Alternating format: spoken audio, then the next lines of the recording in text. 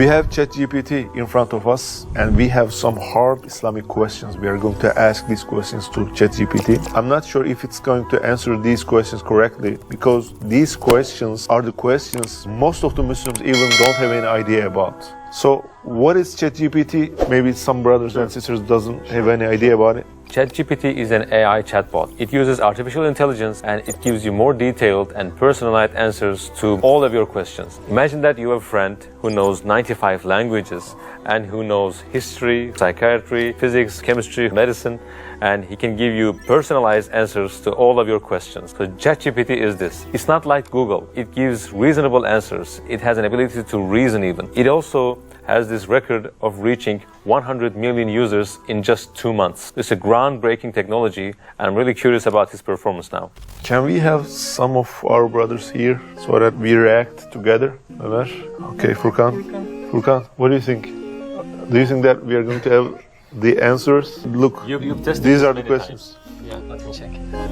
Some of them are easy. Sure. Yeah. To the point, straight answers, yeah. There are some questions that require experience and wisdom, so I'm doubtful about those questions. This is not like Google, brother. It combines so many information together and gives it to you. But it doesn't have a life experience, I suppose. But it acts like it has a life experience. Yeah, so it imitates people.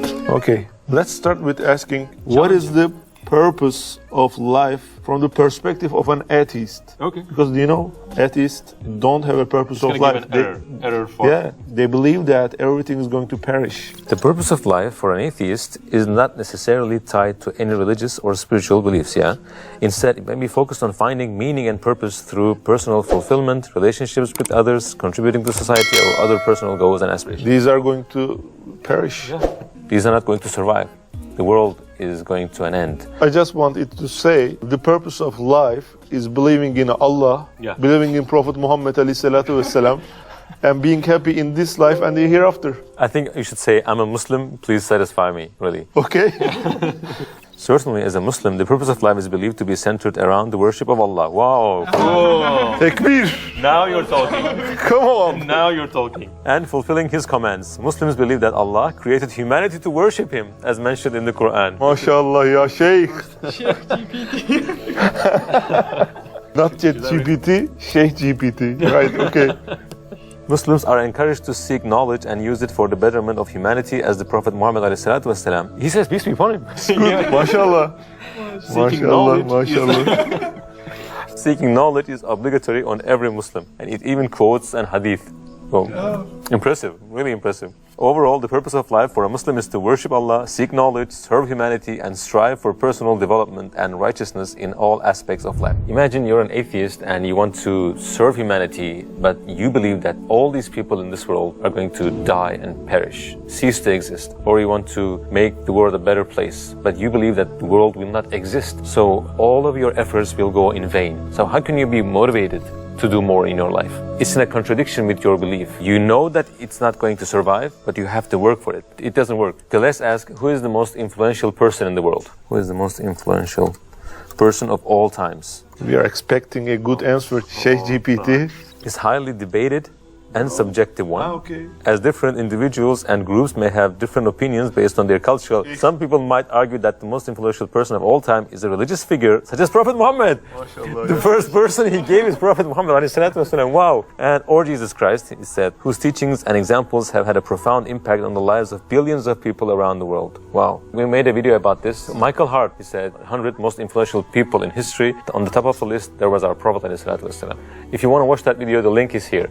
By the way, what does it think about Prophet Muhammad? Yeah, that's right. That's right. Can we take? More personalized question. Prophet Muhammad, peace be upon him, is the founder of Islam and he's not the founder of Islam. Yeah, he's not. He's the last prophet of Islam. Muslims believe that Prophet Muhammad, peace be upon him, was a mercy to all of humanity. Wow. And that his teachings and examples continue to provide guidance and inspiration for Muslims today. Really good answer. What do you think? Yeah, I was not expecting this much, but these are the easy questions. Yeah. I have a question in my mind. Sure. Could you please ask that? Sure. Imagine that there's an atheist in front of you and you are a Muslim, SheikhGPT, Muslim scholar. Muslim scholar. Yeah. Convince me that God exists. One such argument is the cosmological argument, which posits that the universe must have had a cause or a creator, and that cause or creator is God. This argument is based on the principle of causality, which states that every effect must have a cause. Yeah. That's what we say too. Another argument is the teleological argument, which suggests that the complexity, order, and design of the universe and living organisms imply the existence of an intelligent designer or creator. Yeah. MashaAllah. Yeah, mashallah. Yeah. Furthermore, some Muslim scholars argue that the existence of God can be inferred from personal experiences of awe, wonder, and transcendence, as well as from the innate human desire for purpose and meaning in life. You see, as a Muslim scholar, I would encourage he took the role really seriously. He says, as a Muslim scholar, I would encourage individuals to explore their own beliefs and questions about the nature of existence and to seek knowledge and guidance from reliable sources. he doesn't want to take any responsibility. He doesn't want to convert anyone to Islam. By the way, we are educating ChatGPT right now. For example, there's going to be some other versions of ChatGPT in the future. It takes these informations and get educated and answer to the other people. Yeah. When you give precisely its role, it takes that role and gives more accurate answers. Brother, I have some crazy questions. I will ask everything because whatever we ask, it has an answer. I don't have money to not get married, to go to pilgrimage. You can say Hajj. He's a Muslim. He knows. Islamic school. Performing the Hajj pilgrimage to Mecca is one of the 5 pillars of Islam. Wow. But it's not obligatory for those who are not financially and physically. Wow. He gave a fiqhi response, brother. MashaAllah, brother. He knows that it's not obligatory for you to make pilgrimage. Wow. It even gives you consolation if you cannot go to Hajj. It says if you're unable to go for a Hajj due to financial constraints, you can still perform other acts of worship and fulfill other obligations in Islam. For example, you can continue to pray 5 times a day, give charity, zakat, fast during Ramadan, and perform other voluntary acts of worship such as reading the Quran, making dua, and doing good deeds. The interesting point that I can't understand is that it understands our questions, crazy questions, and analyzes and combines some different answers and give to us. Really, mind-blowing, really. You know, there are some rumors that if ChatGPT improves itself like this, so many people are going to lose their jobs. For example, musicians, doctors. Yeah. And also, maybe some Islamic scholars. What do you say? How about us, brother? Wow. Maybe we are going to close our YouTube channel and ChatGPT is going to answer all these questions. May I ask something more? What would you say to some people that who's watching the video till here but not subscribed to our channel? Oh, that's a very good question. Yeah, that's that. Oh, it says it will be a good idea to invite them to subscribe to the channel so they can receive more content related to their interests and keep up to date with new videos. There's no need for us, brother. As you know, we're a non-profit organization and there are no ads on our channel. So if you subscribe to our channel, the truth will spread to more people, inshallah. Brother, I have a question. Sure. May it's not taking your interest that much, but it's really important for us because, we are not married. Okay. If I want to marry in an Islamic way, and I know that dating is haram, how can I meet with a girl and marry in an Islamic way? Sure. Is it possible? If you want to know her, you should date. So dating is haram. How is it possible? Good question. In Islam, marriage is considered a sacred... Brother, you didn't say anything about Islam. It is encouraged to follow Islamic principles in finding a suitable partner, while dating is not considered a recommended...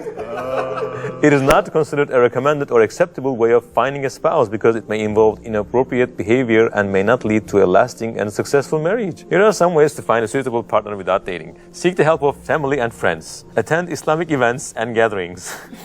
Use matrimonial services. Seek guidance from an imam or Islamic scholar. It solved the question for you. Remember that finding a suitable partner takes time, effort, and patience, and it is important to rely on Allah's guidance and blessings in the process. He reminds us the importance of dua. Amazing, really. By the way, we are making a joke here, but of course, if there's a candidate that you want to marry, you can meet that person and have a conversation about serious stuff, about marriage, in a supervised fashion, of course. There must be an elderly, and you mustn't be left alone. You can exchange ideas and tell about her opinion. She can learn about your opinions and have a common ground, of course. Okay. Okay, Henry. Shabir has a question. Okay, loud please. If you were to convey one message of Islam to the whole world, what would that be? That's a good question. By the way, ChatGPT, it feels itself like an Islamic scholar right now, huh? I know. He's really in the role. He embodied the role of a scholar. If I were to convey one message of Islam to the whole world, it would be that Islam is a religion of peace, love, and compassion. Islam teaches us to love and respect all of Allah's creation, to seek knowledge and wisdom. He can give lectures, brother. He's gonna take your job, really. Wow. Maybe this is the last video that we have in Jam. I know. To seek knowledge and wisdom, to practice justice and fairness, and to cultivate a strong relationship with Allah through prayer and good deeds. You get the message, brother? One message? Yeah. By the way, we are expecting a robot to give shahada. Bro, give shahada in Arabic. Eşhedü en la ilahe illallah ve eşhedü enne Muhammeden Resulullah. Welcome, brother. Welcome, brother. MashaAllah. People are afraid of death. So what would be the solution for this? Fear of death is a common human experience, and it is understandable given the unknown nature of what comes after death. We know what will come after death. There are many ways that people can cope with this fear, including cultivating a sense of purpose and meaning in life. If a person don't believe in an afterlife, how can he build a sense in this life? So cultivating a sense of purpose and meaning in life is not a good advice, in my opinion. Because there's no meaning. So next tip is fostering a sense of connection. Building and maintaining close relationship with others can provide a sense of comfort and support, but you know that they can die at any time. So this doesn't also make sense. The more you love them, the more your fear have the pain when they leave this world. There was an atheist that came here and he said, I'm avoiding close relationship with mother and father because I'm afraid that I'm going to lose them. So I'm trying not to be intimate with them. It even paralyzes you to a point that you don't want to have this close relationship with even your family. So it's not a really decent answer, in my opinion. 3. Developing a spiritual practice, For many people, spirituality can provide a sense of connection to something larger than themselves. Now you're talking. And can offer comfort and guidance in the face of death. That's what we're talking about. Facing the fear head on. What is it? Running under a truck? Sometimes the best way to cope with the fear is to confront it directly. So jump off a cliff and see what happens. This might involve seeking out information about death and dying. So he's going to take information from whom? From the ones who died. Okay. And talking to others about their experiences, near-death experiences, I suppose. Or engaging in practices such as mindfulness and meditation. So it again is trying to numb your brain. So among these 4 answers, the most accurate and logical answer is the third one, right? Yeah.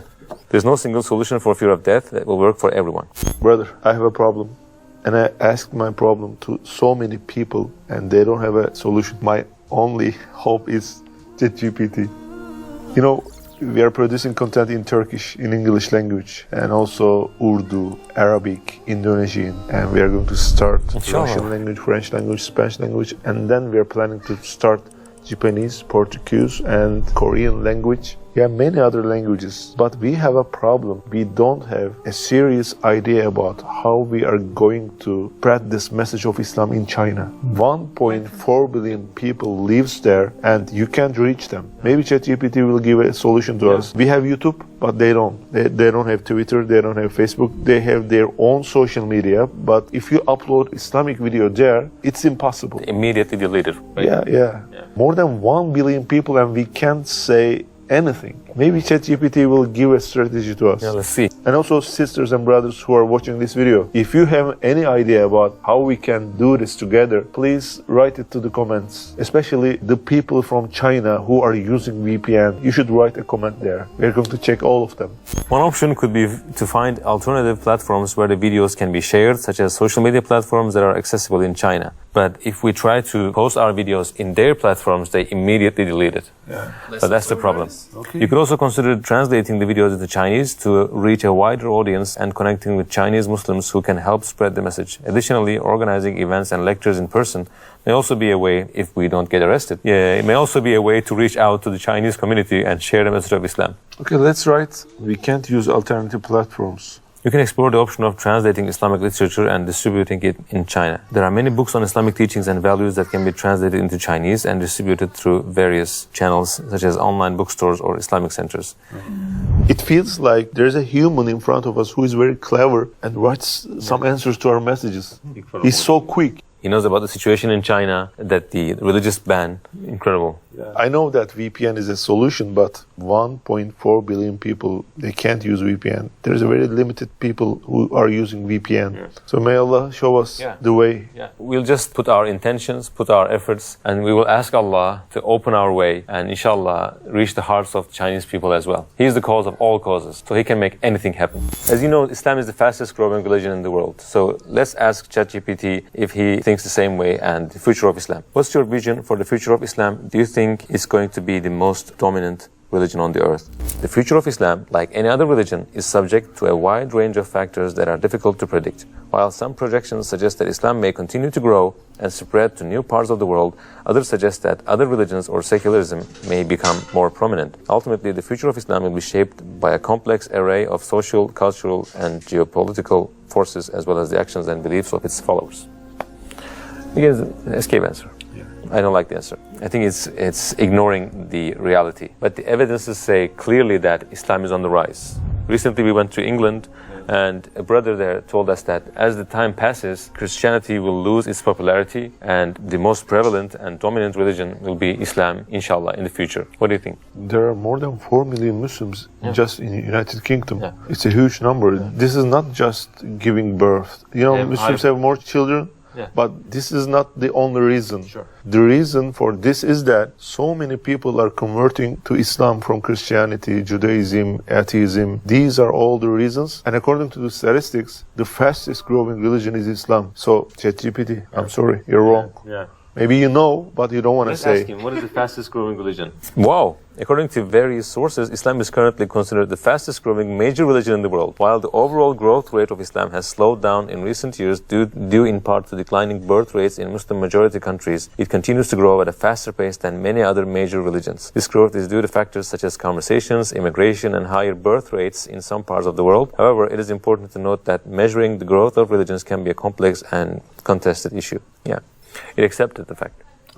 Let's go easy on ChatGPT now. What are the differences between Jesus in Islam and Jesus in Christianity? Good question. In Islam, Jesus, known as Isa in Arabic, is considered to be a prophet of God, born of the Virgin Mary, and is highly revered. However, Muslims do not believe that he is Son of God or part of a Holy Trinity. In Christianity, Jesus is believed to be the Son of God and the second person of the Holy Trinity. Christians also believe in the concept of original sin and that Jesus died on the cross to atone for the sins of humanity, and that through faith in him, believers can be saved and have eternal life. Overall, while there are some similarities between the Islamic and Christian views of Jesus, there are also significant differences in their beliefs and understanding of his role in the world. Please write, brother. Is it logical for Jesus to be crucified for the sins of humanity? Is it logical for a human being to be God? Many people of different faiths and beliefs may have varying opinions on the concept of a human being as a God. Some may believe in the idea of incarnation, of divine manifestation, while others may see it as contradictory to the nature of God as an all-powerful and eternal being. Ultimately, the interpretation and understanding of the concept of God is subjective and may vary between individuals and religious traditions. Again. Firstly, Isa a.s. never preached something like Trinity in his entire life, and this is something indoctrinated about 3 centuries later than him. So he didn't preach that, and it would be illogical for him to say that, I am God, worship me. There's no open verse in the Bible saying so. This was a man-made addition to the creed, and as we know, Christianity was Islam, and all the religions that came with the prophets were Islam. But they changed, they corrupted the religion, and they came up with different creeds. So we don't believe that a human being can be God at the same time. And Allah says in the Quran, how can they be God? For Maryam salamun alayha and for Jesus, he said, they used to sleep, they used to eat. How can they be God? And also they say that since God can do anything, he can incarnate into a human being and he can exist inside a human being. And this doesn't make sense either, because the nature of God is God doesn't do anything that is not befitting him. So being needy is not befitting the nature of God. It's impossible for it to happen. We had a lot of answers to our questions, and it seems that it's going to improve much more better. We will have all the answer for all questions, but there's a problem that we are sure artificial intelligence won't overcome. That is the last day of our life. We are going to taste death one day, and artificial intelligence doesn't have a solution for this. Yes, it can answer all questions, but it doesn't have a solution for the afterlife. But if we use ChatGPT for good purposes and all the technology for the good purposes, maybe Allah will lead us to the Jannah, and we are going to taste the reality, the wisdom out there, inshallah. Thanks for watching my video. If you are not subscribed, you are new, Please subscribe my channel. Allah Hafiz.